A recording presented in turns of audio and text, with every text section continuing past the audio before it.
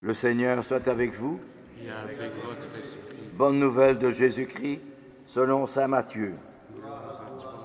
Quand Jésus a pris l'arrestation de Jean le Baptiste, il se retira en Galilée.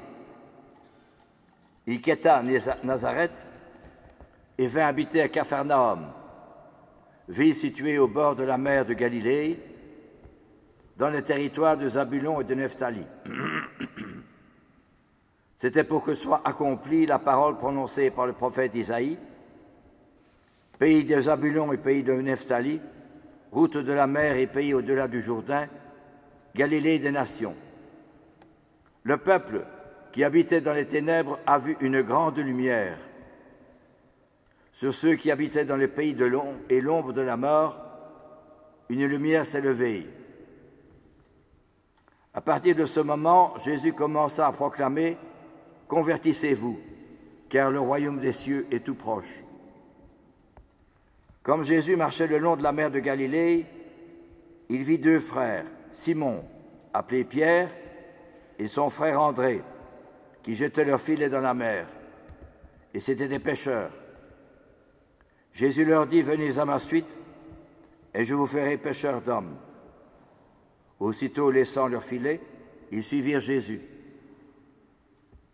De là, Jésus avança et il vit deux autres frères, Jacques, fils de Zébédée, et son frère Jean, qui étaient dans la barque avec leur père, en train de réparer leurs filets.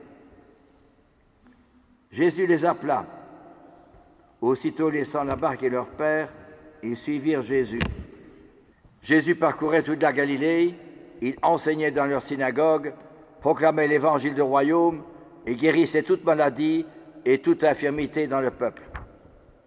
Acclamons la parole de Dieu. Louange à toi, Seigneur Jésus. Le peuple qui marchait dans les ténèbres a vu se lever une grande lumière. Sur les habitants du pays de l'ombre, une lumière resplendit. Prophète Isaïe nous reprend encore dans l'Évangile, Galilée des nations, le peuple qui habitait dans les ténèbres a vu une grande lumière. Sur ceux qui habitaient dans le pays et l'ombre de la mort, une lumière s'est levée. Voilà la parole de notre Seigneur en ce troisième dimanche du temps ordinaire. Dans les pays de l'ombre, une grande lumière a surgi. À 2-3 jours, j'ai fait un rêve, et je vous le confie. On m'avait demandé de venir célébrer les obsèques d'un jeune garçon de 10 ans. Et la petite chapelle, une chapelle romane, il y avait des fleurs qu'on avait mis au mur, qu'on avait mis au pilier de la petite chapelle. Et lorsqu'on amène le corbillard revêtu d'un voile blanc, il y avait aussi des fleurs. J'ai été frappé. Et à un moment donné, un garçon de 8 ans me prend par la main et me dit « Venez avec moi ». J'ai été, mais je devais faire les obsèques, dis-je. Mais venez quand même avec moi. Alors je l'ai accompagné.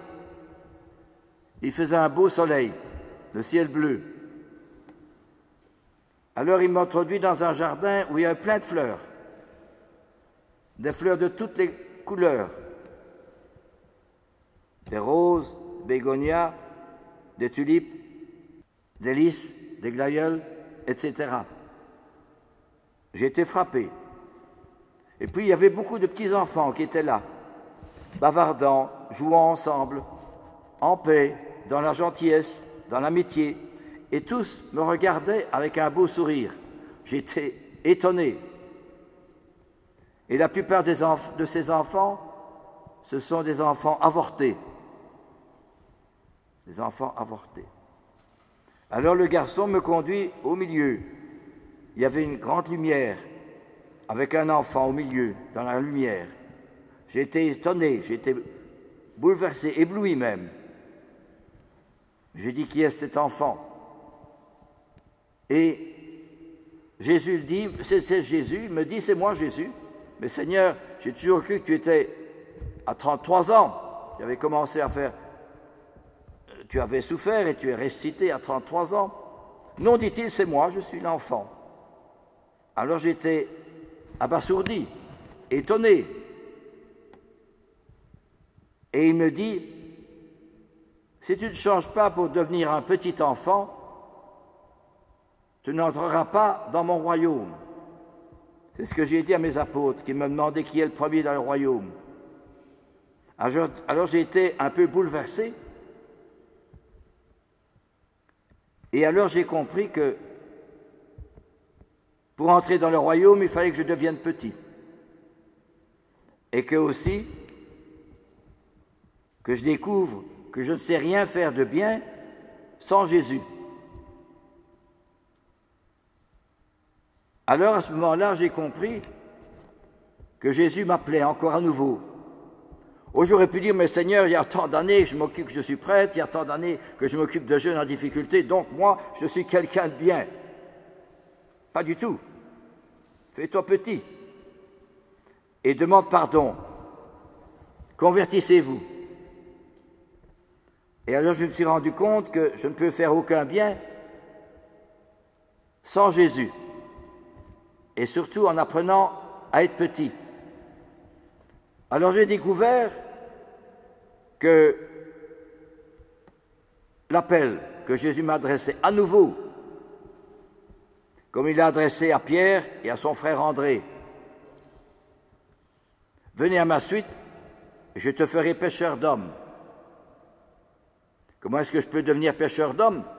J'ai accueilli beaucoup de jeunes, certes ce n'étaient pas des jeunes chrétiens, mais j'ai compris que c'est par les petites choses cachées, humbles, monotones, ordinaires, faites par amour, que Jésus, à travers moi, sauve des âmes.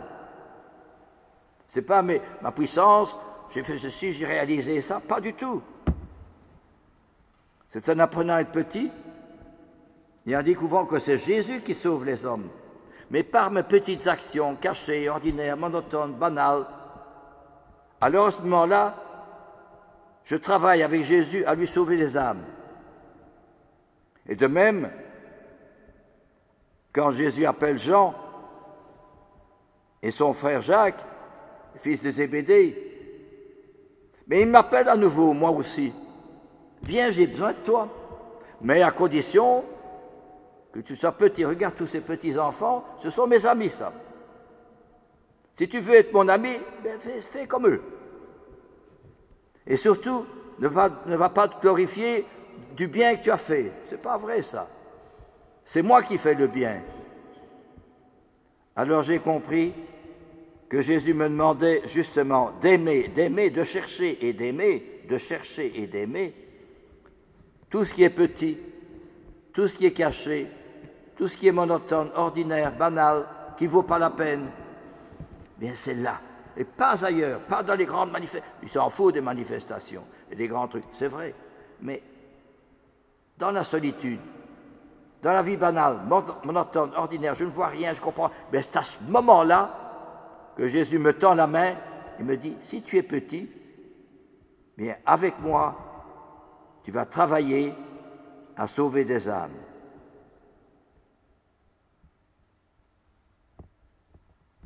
Le pays de Zabulon et Nephtali avait se levé une grande lumière. Sur ceux qui habitaient dans le pays de l'ombre et de la mort, une lumière se levait, mais à condition que je suive le garçon, un petit garçon, et que je découvre tous ces petits enfants. C'est pas de la, si vous voulez, quelque chose de beau, de sentimental. Non, c'est la réalité, parce que quand nous arrivons au ciel, mais nous serons tous, et moi le premier, déconcertés, éblouis. C'est pas possible. Je t'avais dit, si tu ne deviens pas comme un enfant, tu n'entreras pas dans mon royaume. Alors Jésus, je vais chercher la dernière place, cette place que tout le monde rigole et se moque en disant ça ne sert à rien. Je vais chercher la dernière place. Mais à cette place, ignorée aux yeux des hommes et folie pour eux, j'y trouve Jésus et Jésus seul, avec tous ses amis, tous ses petits-enfants avortés.